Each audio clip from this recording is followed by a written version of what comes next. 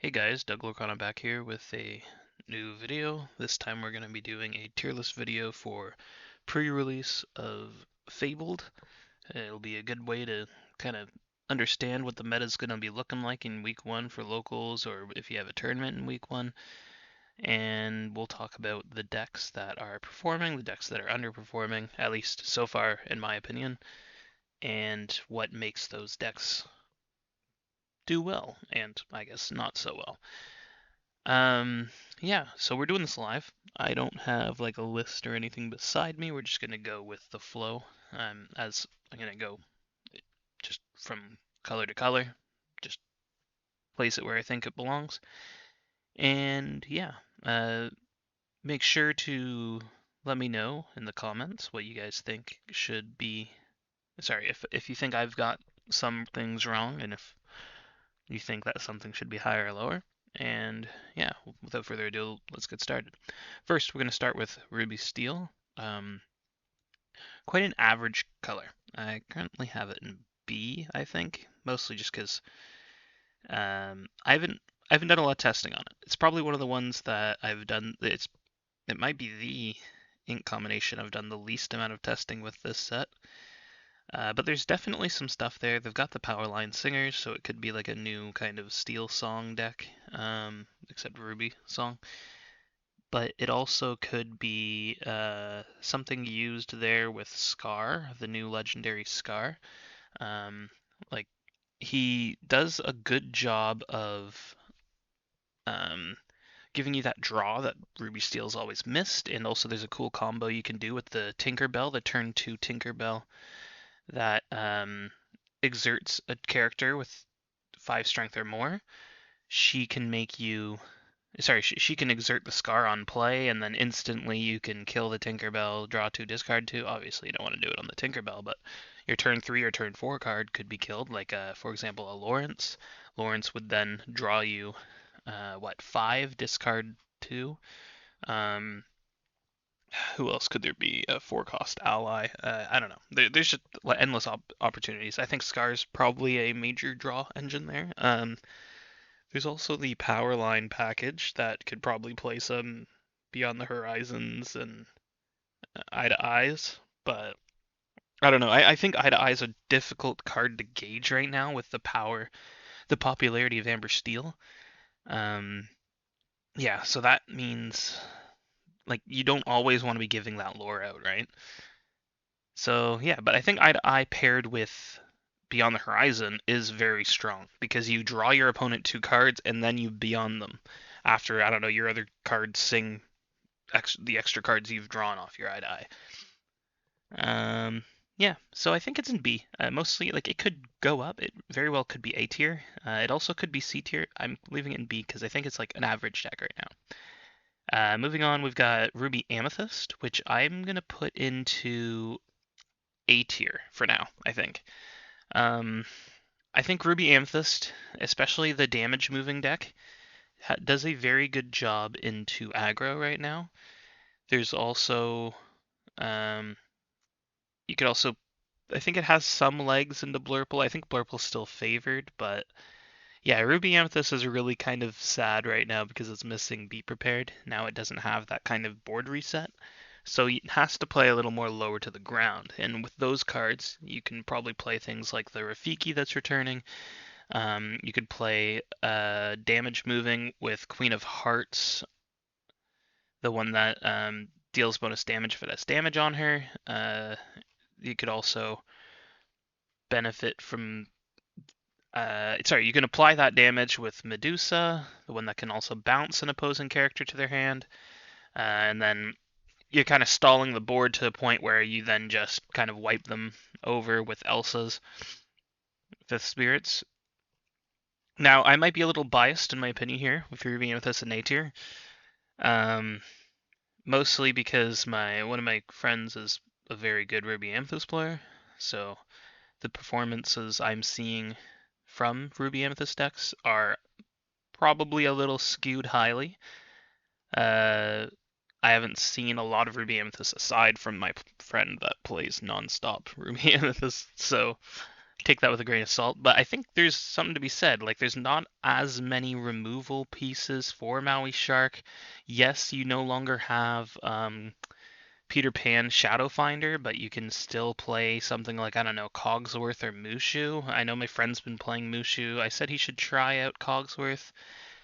But regardless, there are ways to give the rush to Maui still. It's just a little less efficient.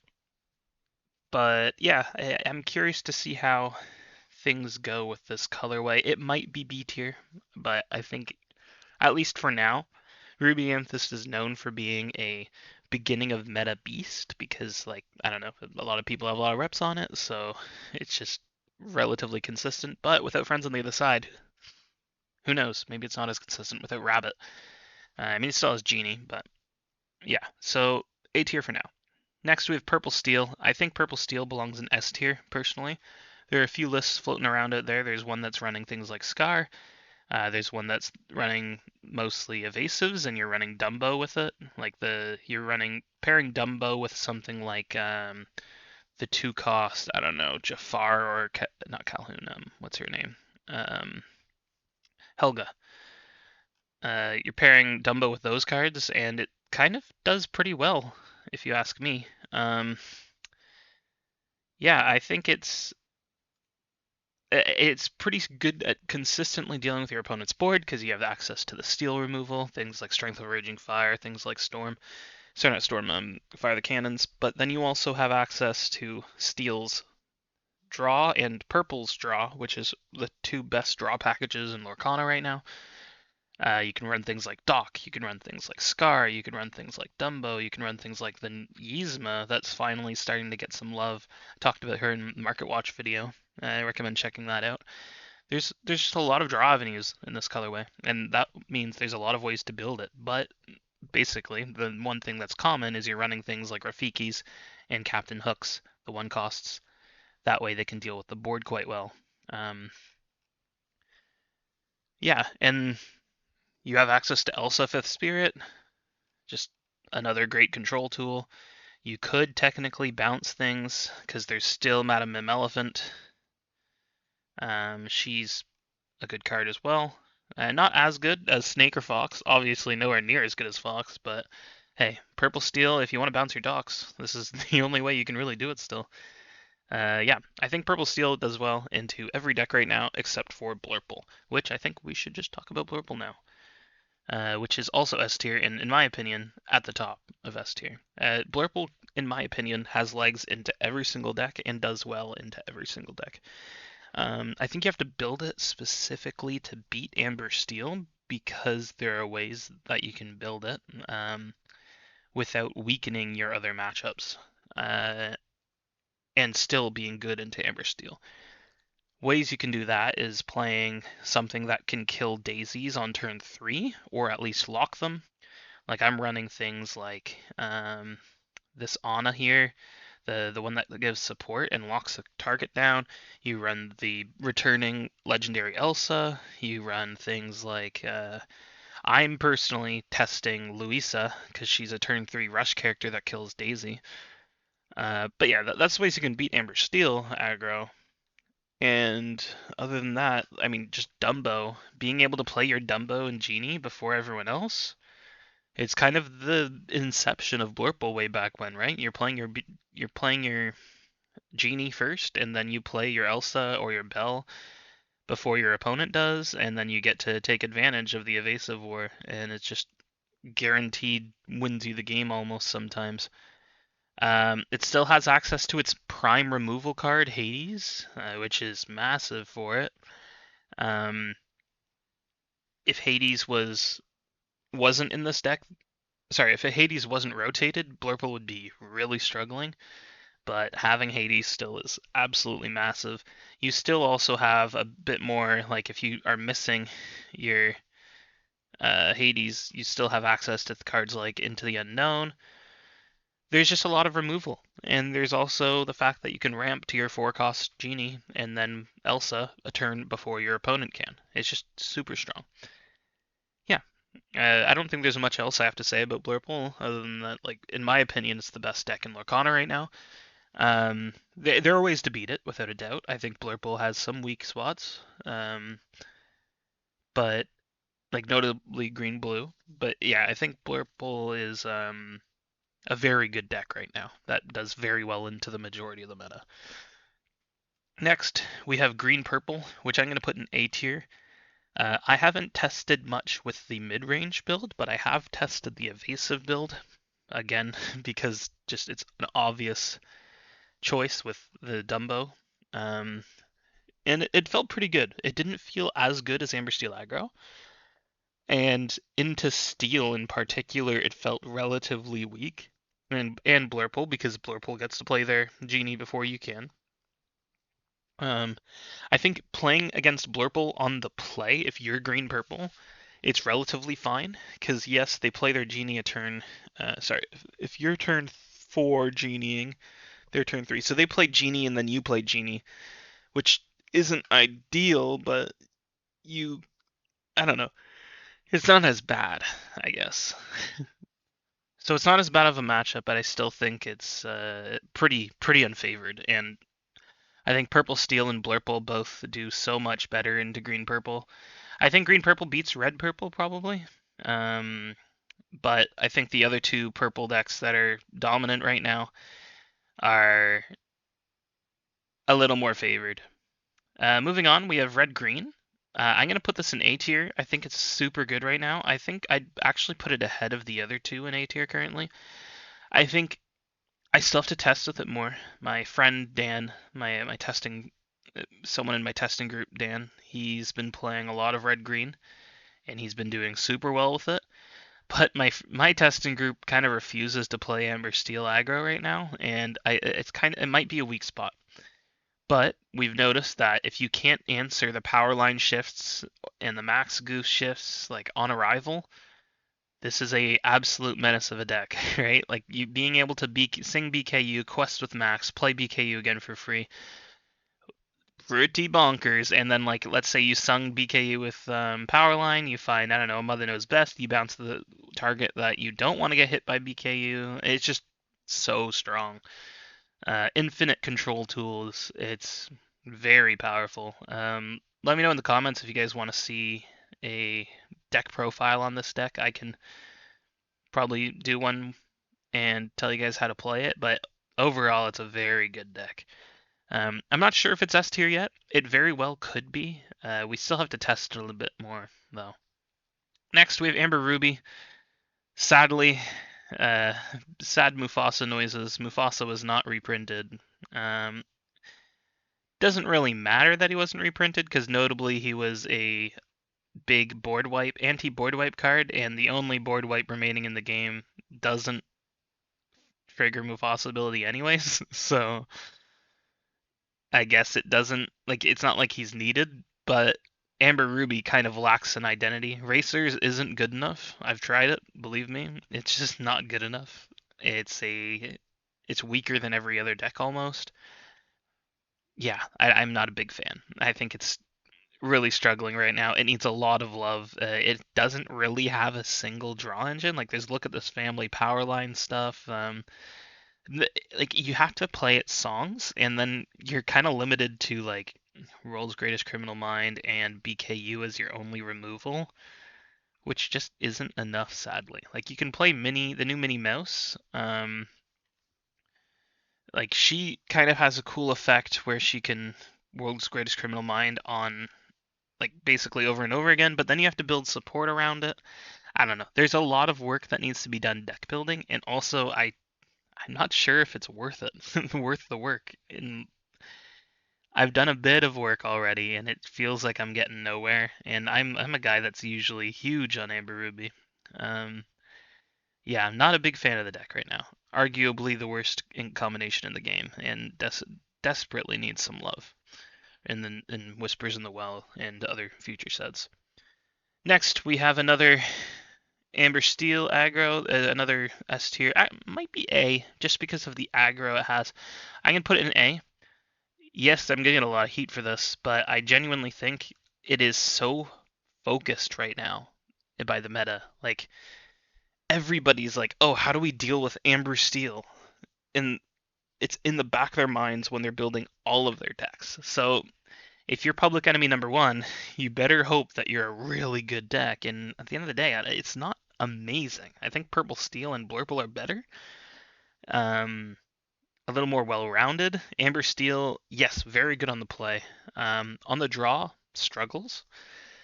Um, yeah, I don't. It's definitely high A tier, might be low S tier. I think give it a couple weeks and people start focusing on Blurple instead of Amber Steel as public enemy number one, and then Amber Steel might come in, right?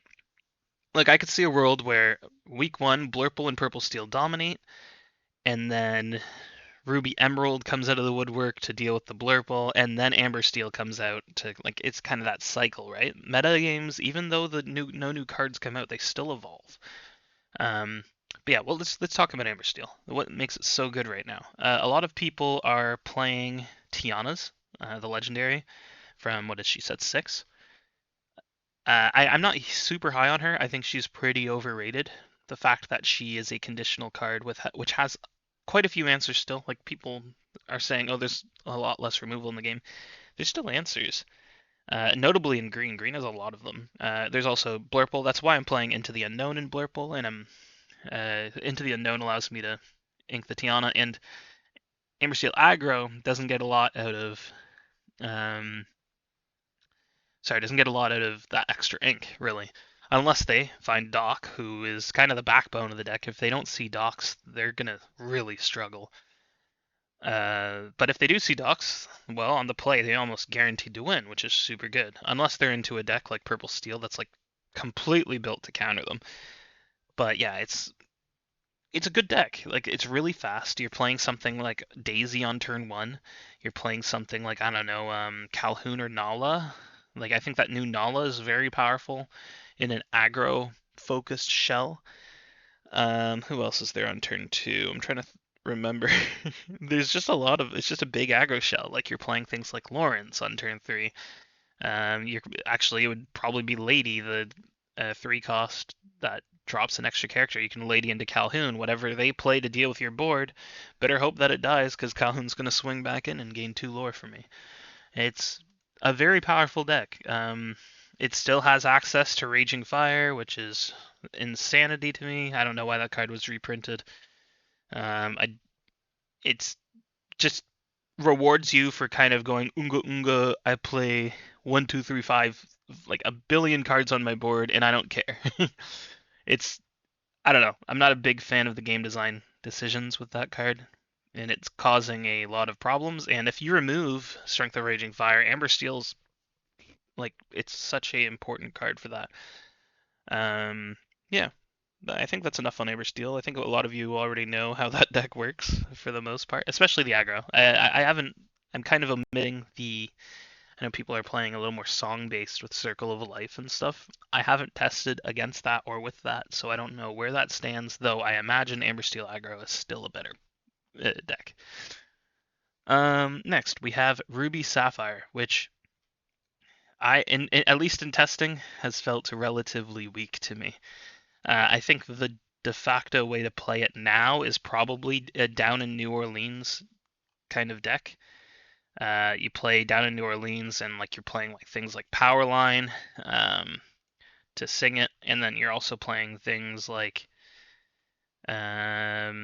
Goofy, the Rush, Evasive, so you can deal with evasives. He also gets hit by Powerline. Of course, you're playing your Maui Sharks to recur the down in New Orleans, and then you can play Mulans, the Mulan package, kind of as a way to help deal with it. But overall, I don't think it's enough. There's just not enough draw there, like unless you get a shark to stick and you get to keep playing it over and over again. Sorry, playing actions over and over again. Like dig a little deeper can be sang by Powerline. You can play Eye to Eye. Also a way to draw cards, but yeah, not fully sold on it. It needs more testing. It definitely could be B tier. It could. Nah, I don't think it could be A tier, but it could be B tier. Unlike Amber Ruby, but Ruby Sapphire is nowhere near what it is now that Popsicle's gone. Yeah. Next we have Amber Amethyst. I think kind of the same story as Blurple. I haven't done any testing, so it's still in B tier, but Lanterns returned. You still have access to Huey. These are ways you can kind of what's the term? You can get back towards so you can play your genies before your opponent can. You can play Dumbos. Dumbo with Pascal is a very relevant combo. Actually, not really. Pascal quests for 3, so you're kind of sacrificing a bit there. But we're looking at like kind of a Blurple-esque thing. But you can also include the Scrooge, not Scrooge, Donald. I always call him Scrooge for some reason. The Donald Monstro combo OTK. I don't know if you guys are familiar with that. But it's an infinite lore way where you play that with We Know the Way. It's a good way to get infinite lore, but you kind of have to set up to that point. So like on turn 1, you're playing things like Rafikis, that way you can control the board, and then you're playing it like Lantern and Heelys, and then you're kind of, I don't know, you're kind of just stalling until you get that OTK out, and then you pray that they don't like Mother Knows Best your Monstro before you can Scrooge the next turn. Sorry, Donald the next turn. But if you can't get it off, well, you win the game. So, yeah. Next we have Amber Sapphire, which I think competes with Amber Ruby as worst colorway in the game. It's a struggle. I will admit it's a struggle there. Definitely getting some support though with princesses. Like there's this Minnie Mouse that's a princess. Oh, sorry. The whole point of talking about princesses, we've got the new Aurora card. What's her name? Holding Court. She lets you play princesses a little earlier. You can then cheat out something like Tiana in turn 2, which is very strong. Yes, I'm not super high on Tiana and Amber Steel, but in this colorway, she's pretty good. You also have ways to incur if you're going a little more mid-rangey with Tipo. But yeah, I think being able to Aurora into Tiana is pretty powerful. You still also have access to the Puppy Shift line.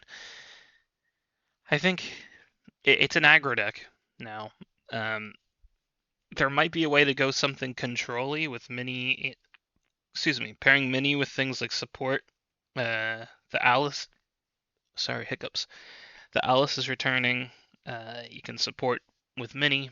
That way you have ways to infinitely kill whatever they play, but you need your Mini to stick. But that is a control tool, and if you go a little more mid-rangey, you can play big bodies that draw cards, like the Stitch Carefree Surfer that's returning. Yeah, there's definitely avenues, and there's some potential in there. Unlike Amber Ruby, I think there's actual like real. It's got a kind of a draw engine. It's got your Stitch Carefree Surfer. It's got Chip and Dale Floodborn. There's just ways to draw cards in this deck. I'm thinking of. There's a lot. There's just too many to think of. There you could play Pongo. Like there's just a lot going on. You could play the new Mulan for draw if you're going princess focused. Yeah, there's just a lot. Unlike Amber Ruby, but it's just like Amber Ruby, it lacks a lot of control tools. You're kind of limited to Hades. You're kind of limited to World's Greatest Criminal Mind, and you're limited to the Mini. And also you don't really have any way of any big strength bodies. Like the biggest thing you can do on turn 1 is I've done a bit of testing here, as you can see. You can play Nick Wilde, the Soggy Fox, on turn 1, and then you can play something like Chicha, who's also a draw engine and a support, and then all of a sudden your Nick Wilde swings for 3. You could go the Huey Dewey Louie combo. Huey also has support for the Nick Wilde to trigger. There's a lot going on there. I think the issue is it can't deal with aggro well enough, personally. It might have a way into B tier if Amber Steel aggro dies off a bit and green purple evasives also dies off a bit. But yeah, for now, I think it's a C tier deck. Next, we have Blue Steel, which I think is a very good deck. The question is, how good? I think Blue Steel, I'm not sure if I want it in S tier or A tier. It's definitely at the top of A tier if it's there. It beats Amber Steel, it beats Purple Steel, it beats Green Purple, Still out to lunch on red-purple matchup and red-green match. I think it beats red-green because you can deal with the threats a little better.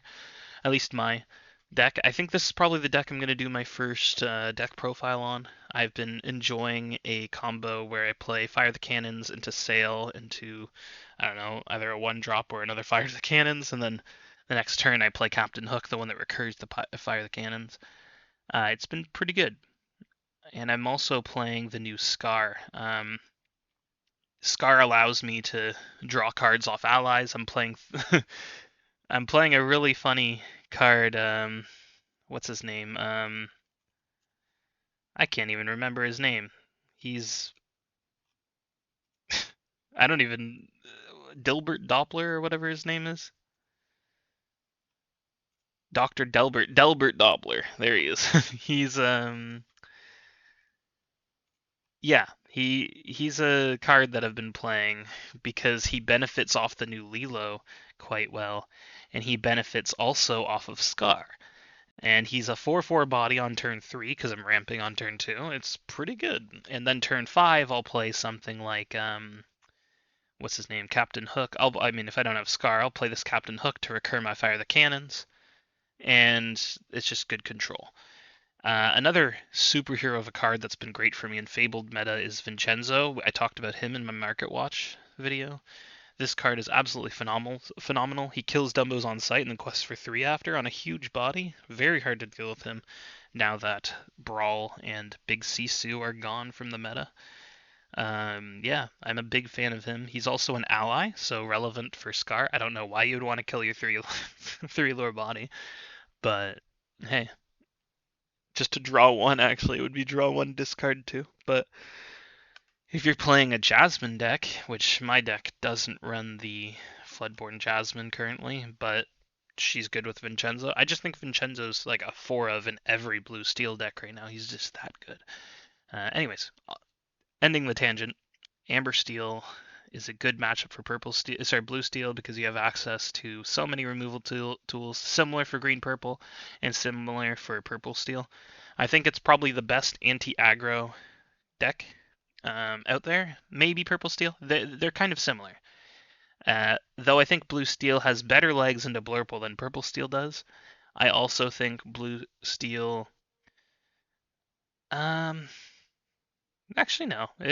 I think it's just a little more average than a little more a flatter of a. Sorry, a little more average of win rate into matchup percentages than purple steel. I think they're very similar decks. I'm gonna throw it in low S tier. It's hard. I don't know. Maybe I'll put it A tier. It's hard. I still have to test a bit more against a wider range of the meta, but it's felt great for me so far. I'm gonna put it in number 1 of A tier. Moving on, we have Blue Green, which I think is also an A tier deck, probably behind the 2 other steals. Blue Green, I've been really enjoying. I've played a few different builds. I've been playing the what I've noticed is very powerful is I play a 1-drop, something like Bobby, who helps me filter, and then I'll play a Tipo turn 2, and then turn 3 I'll shift in Baymax onto the Bobby or my other 1-drop like a Clarabelle or something, and I can sing Under the Sea, which is a very explosive opener against aggro. I could also play. I've been really enjoying the Jasmine shift line. This Jasmine with the Royal Commodore shift. Yes, it's a turn later than the Under the Sea, but I mean it's still good, and the Jasmine giving Reckless does help.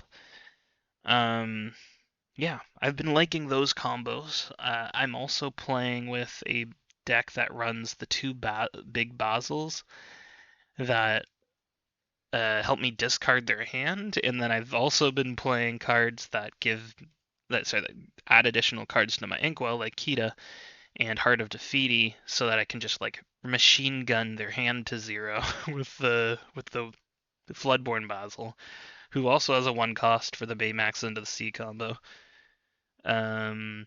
Yeah, overall it's felt pretty good to me. You're definitely playing Out of the Sea in this deck, unless you're going a Clarabelle build, and in that case you're probably playing Stopped Chaos in its tracks. and then maybe a Bend to My Will. Like a lot of blue-green staples, other than the items deck, which was pretty fun to play last set, but Popsicle's gone now. Like all of these staples for the non-items blue-green are still around. I think Morph is probably missing for the Floodborns one, so we're waiting on that for Hero to pop off. But if the meta slows down, like how are decks going to deal with Hero? So I think if Amber Steel gets dealt with, Sapphire Emerald or Emerald Sapphire, sorry, playing things like the Hero is going to be near impossible to deal with in right now, other than the forms of removal that don't target like Beyond King and sorry, Beyond King Be King Undisputed. Um, like that's one of the very few ways you can deal with that in red green. Well, red anything, power line with Be King Undisputed. But yeah, I think overall blue green's very good. It has great control tools. You have access to the John Silver who's returning, who this is one of those cases where Ravensburger picked a legendary that was underused, but is now an absolute house. I think every mid-range green deck should be playing him as an anti-aggro card. Like, he's just great. Just an infinite lock against aggro. Like Amber Steel's in top deck mode. Well, good luck. You're never getting lore again, kind of thing. He's just amazing for that. Yeah, I think I've talked enough about green blue. It's got still a lot of its legs, and it's still a pretty good deck. I think overall it may not be able to go fast enough. Sorry, deal with the Amber Steel fast enough. But I think the more control decks, like I think it's favored into Blurple, which is it's probably one of the only decks that are like Blurple. Sorry, green blue and red green are, in my opinion, the only two decks that can beat Blurple right now. Which is something. I maybe Blurple can build around those two decks and be able to beat it still, but those are your best fighting chances to beat Blurple, in my opinion. But I think it is a little weaker into Amber Steel than some of the other decks, and also green purple. If green purple plays Ursula Deceiver, well, you're under the sea's gone. So how are you gonna hit those evasives? Not very well. So yeah, it's weak to a couple of the aggro decks, but yeah. Moving on, we have green steel, which I'm also gonna put into A tier. I'm playing a list that is heavy on Emerald Chromacon right now. It uses things like Emerald Chromacon and Max to infinitely recur things like Strength of Raging Fire, and also infinite card draw with Emerald Chromacon and Dock. There's just not a lot of item hate in the game anymore. Like it's still in the game, but people aren't playing it, so you can just drop 2 Emerald Chromacons, play a card like Bonsai or something. Your opponent runs into it, and you bounce 2 of their cards, so you're always having board control in a way. It's a bit slow, so you got to find when you can use it effectively, but it's good. And you play things like Lewis, which kind of forces people into attacking you. It's a very good deck. I haven't played it in like a few days now, so I don't know too much about how good it is gonna be. Like I like all the lists have evolved since I've last played this Chromacon deck, but when I was playing it, it felt amazing. Like it felt like high A tier amazing. Like honestly, I might pull red purple down a tier because there's just too much in A tier. But yeah, like I think Emerald Chromacon in green steel is absolutely phenomenal. Definitely deserves A tier, maybe even S tier. And next we have our final ink combination, which is Emerald Amber. I've been really trying to get this deck to work. I think there's a lot of potential in it. I've had some moderate success with it. I haven't been doing well into Blurple. I have been doing pretty well, I'd say. I think it's weak into Steel too. Like, notably, sorry, the 2 Steel control decks, which are Amethyst Steel and sorry, not control. The 2 steel decks that play control steel cards, like Fire the Cannons, Amethyst Steel and Blue Steel. It's weak into those, because you can't establish a board well enough to get your tramp early enough. I'm not just talking about a dogs only, but I'm talking about like every deck I think right now. that is in Amber Emerald should be playing Tramp Street Smart Dog. This card's amazing. I think without a doubt this is one of the best cards in Lorcana that's heavily underutilized right now. Just being able to filter so much and play the 7. No, he can sing up to 7. Like, him plus a 1 cost sings Under the Sea. Him plus a 1 cost sings Stop Chaos in its Tracks. And him plus a 1 cost sings Circle of Life. There's something there. I just have to try it. And also, he throws things into the garbage for Circle of Life for you. There's absolutely something there.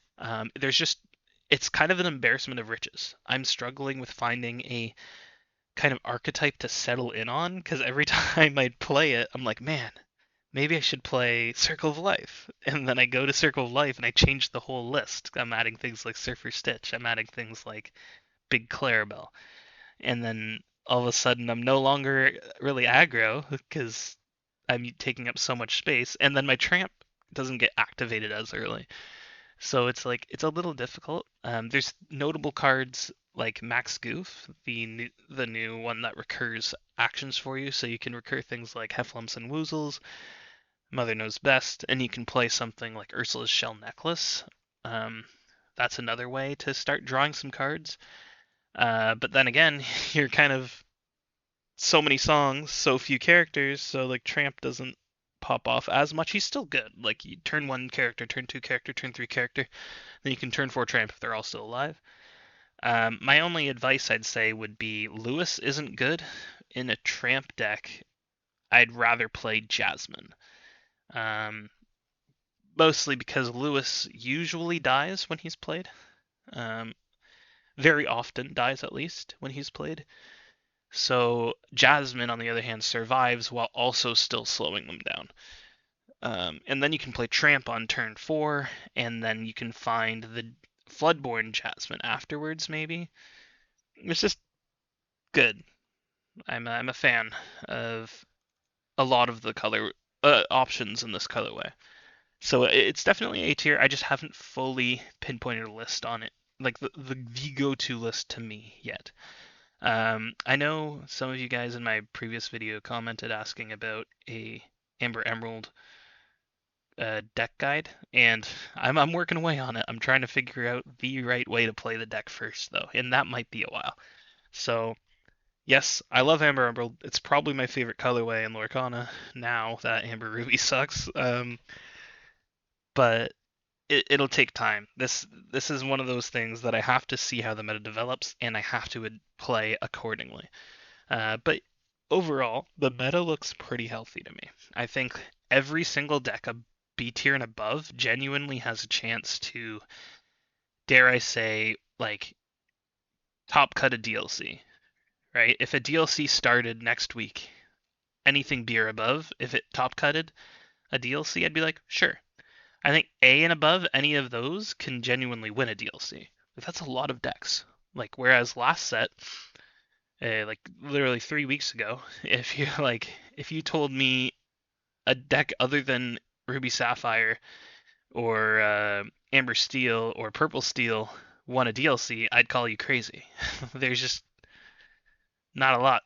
Like there's just not enough parity. Now I think we have a lot of parity. I genuinely think anything other than C tier has legs into everything. Like obviously there's good and bad matchups, but like all of them should be like 50% win rate decks. It's probably one of the. I say this a lot. I say at the beginning of sets, I'm like, oh, it's going to be so balanced, and then it isn't. But I have high hopes for this set. Overall, yeah, no board wipe means a lot of people are going to gravitate towards aggro, but also there's no Let the Storm Rage on. There's no And Then Along Came Zeus, so Amber Steel isn't headshotting whatever you play turn 1, 2, 3. So you kind of have a chance to control against aggro now. You can play things like Rafiki. You can play things like Captain Hook. You can play things like Lewis. Like there's a lot of ways to kind of deal with their boards. Yeah, overall, that's how I feel about pre-release meta for Fabled. I'm looking forward to seeing how things play out. I'm really going to have my eyes glued to a screen this weekend. I'll probably do a meta report video next week in regards to the Maybe I'll have to wait another week because I'm away on vacation next week and I won't be able to record videos. I'll have some in the queue ready to upload, like gameplay videos, but I'm not gonna have any. I'm not gonna be able to record anything live. So maybe in 2 weeks I'll do a meta report video and see how the events have been.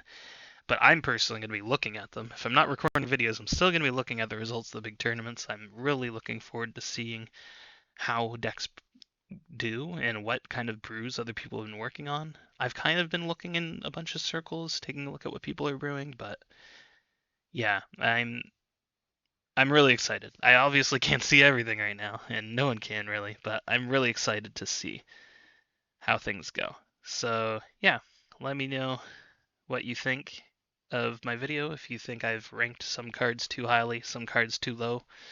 Sorry, not cards, decks too highly, too low, etc. But overall, I'm pretty happy with how this tier list kind of went. And yeah, make sure to like and subscribe for more content. I'm starting out again, and I'd like all the support I can get, and I appreciate all the support I can get. And I'll see you guys in the next video.